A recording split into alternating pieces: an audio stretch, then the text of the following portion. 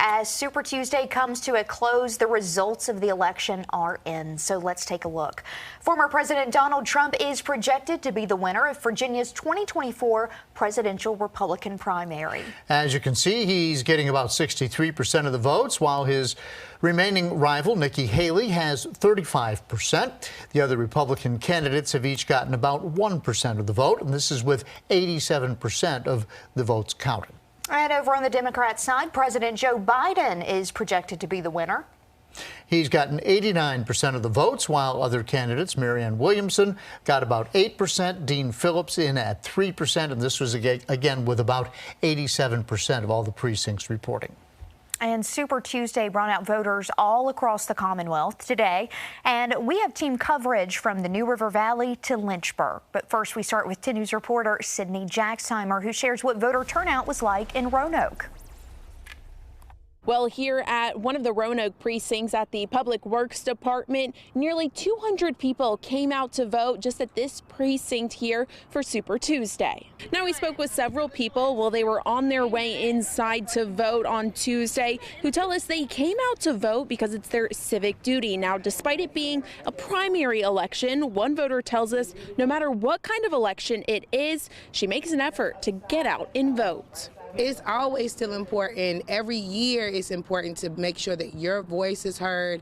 I mean, that one vote can matter. That one vote, when you think it doesn't matter, that one vote makes the numbers, you know. For Super Tuesday election results in all things Decision 2024, you can head over to our website at WSLS.com. In Roanoke, I'm Sydney Jacksheimer, 10 News, working for you. And let's turn to the Hill City now. 10 News reporter Connor Dietrich spent the day in Lynchburg, keeping an eye on voter turnout and what voters were hoping to see come November.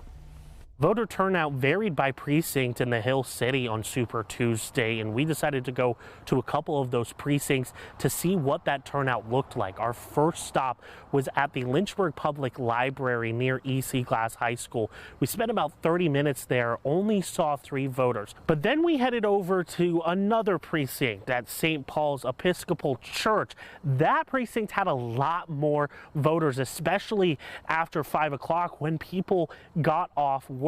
I reached out to the registrar's office to see what they were seeing in terms of voter turnout, and they are predicting anywhere between 10 and 15% for the city of Lynchburg, and that's going to vary by precinct. I spoke with a Lynchburg voter about what she would like to see addressed regardless of who wins the presidential seat.